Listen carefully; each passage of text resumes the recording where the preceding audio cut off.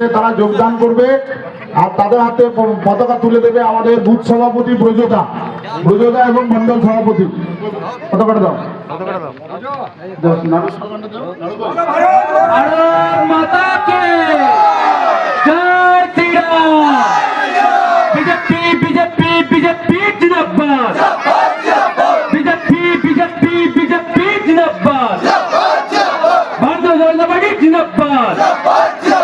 Bharatiya Janata party जिंदाबाद। जय श्री राम, जय जय श्री राम, बीजेपी जिंदाबाद। আমরা এই 100টি পরিবারকে আমরা এর বিরুদ্ধে তৃণমূলের রক্তচক্ষুকে উপেক্ষা করে এরা লড়াই করবে, ভারতীয় জনতা পার্টিকে এই হরিশরা অঞ্চলে প্রতিষ্ঠিত করবে, হরিশরা অঞ্চলে লিড দেবে। দেখুন, আজকে প্রায় 100টি পরিবার তৃণমূল ছেড়ে ভারতীয় জনতা পার্টিতে এসে যোগদান করলেন। এরা সবাই তৃণমূলের কর্মী ছিল। আজকে তারা আগামী যে পশ্চিমবঙ্গে সোনার বাংলা করার লক্ষ্য, প্রধানমন্ত্রী যে ডাক দিয়ে গেছেন পাল্টানো দরকার চাই বিজেপি সরকার, তাই তৃণমূলকে বিসর্জন দেওয়ার জন্য এরা আজকে ভারতীয় জনতা পার্টিতে যোগদান করলো।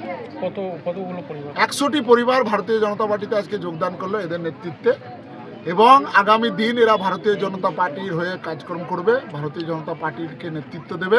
এরা ভারতীয় জনতা পার্টির কর্মী হিসাবে আজকে আমরা এদেরকে দলে ওয়েলকাম করলাম।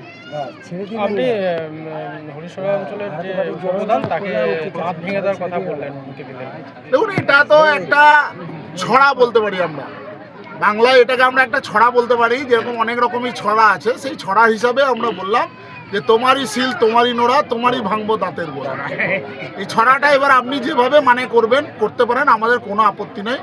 কিন্তু বিষয় হচ্ছে যে এই উপপ্রধান যে অরাজকতা এখানে করেছে, যে বিশৃঙ্খলা করেছে, এখানে যেভাবে মানুষের ওপর অত্যাচার করেছে, যেভাবে বালির টাকা তুলে উনি খান, যেভাবে গাড়ি ট্রাক্টর পিছু পয়সা উনি নেন, তার প্রতিবাদে আমরা এই কথাটা বলেছি। আর 2024-এর নির্বাচন আপনারা হয়তো ভুলে গেছেন, আপনাদেরকে স্মরণ করিয়ে দিই। 24-এর নির্বাচনে আমাদের এখানে আমাদের দেবরঞ্জন আমাদের এখানে পুলিং এজেন্ট ছিল। সকাল থেকে তাকে না খাইয়ে, মানে তাকে বেরোতে দেয়নি, অভুক্ত অবস্থায় সারা দিন ওই পুলিং স্টেশনের ভিতরে ছিল, এবং বের হওয়ার সময় তাকে মেরে দেবো কেটে দেবো এরকম নানান ধরনের কথাবার্তা বলছিল। আমরা পুলিশ প্রোটেকশন নিয়ে, পুলিশের সাহায্য নিয়ে আমরা তাকে এখান থেকে তার বাড়িতে পৌঁছে দিই। এই যে অরাজকতা, তারই বিরুদ্ধে আমাদের লড়াই। রাজনীতি যে যার মতো করে করতে পারে, আমাদের কোনো আপত্তি নাই, কিন্তু যে ল অ্যান্ড অর্ডার থাকে, যে ভায়োলেন্স করবে, আমরা তাকে ছেড়ে কথা বলবো না। রাজনীতির শক্তি ঘড়ির কাঁটার মতো, কখনো 12-তে, কখনো 6-এ, আর কখনো 3-এ, কখনো 9-এ। তাই যারা খুব তাড়াতাড়ি ক্ষমতা পেয়ে গেছেন, যারা ভাবছেন যে আমরা বাদশা হয়ে গেছি, তাদেরকে এটা স্মরণ করিয়ে দেওয়া যে আগামী দিন আপনারও সময় থাকবে না, আপনিও শান্তিভাবে রাজনৈতিকভাবে গণতান্ত্রিক পদ্ধতিতে চলুন। মোটা দাদা বলে কাকে কথা বললেন? এর মোটা দাদা সবাই জানে, বীরভূমের মোটা দাদা মানে আমাদের কেষ্টদা, যিনি আজকে সাঁইথিয়া এসেছেন। খবর নিন, কর্মী সম্মেলন করছে। আপনাদেরই মধ্যে কেউ একজন আমাকে বললেন, তার আজকে দেখুন, তিনি আজকে আমাদের সাঁইথিয়াতে পা দিয়েছেন। আর এই সাঁইথিয়া বিধানসভার সাঁইথিয়া ব্লকের অন্তর্গত হরিশরা অঞ্চলে আজকে তৃণমূল ছেড়ে আমরা ছেলেরা বিজেপিতে জয়েন করলো।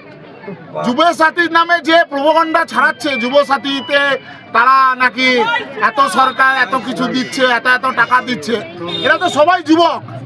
কাউকে একজনকে দেখলেন কি 80 ঊর্ধ্ব বা 60 ঊর্ধ্ব? সবাই যুবক। এই যুবসাথীকে কিভাবে যুব সমাজ লাত মেরেছে, এটা তার প্রমাণ। কেন? পার্টিটাকে পছন্দ নয়, তার জন্য এসেছি। প্রার্থী পছন্দ নয়। প্রার্থী পছন্দ নয়, আর কি অসুবিধা? অসুবিধা অনেক রকমই আছে।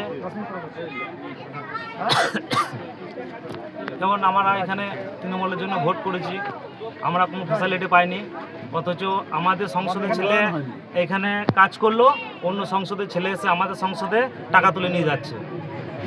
এটাই আমাদের ক্ষোভ, মনের ক্ষোভ। এগুলো আমাদের সবারই, যতজন আছে সবারই ক্ষোভ। আমরা সবাই খেটেছি, কিন্তু আমরা কোনো ফ্যাসিলিটি পাইনি। কি নাম? আমার নাম চিরঞ্জিত লেট।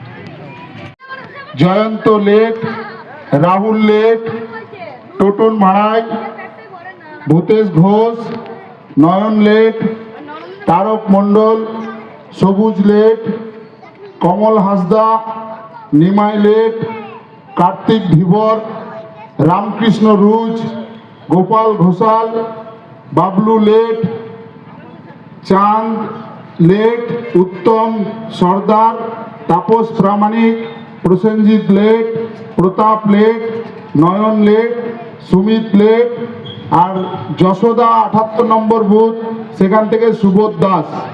আমি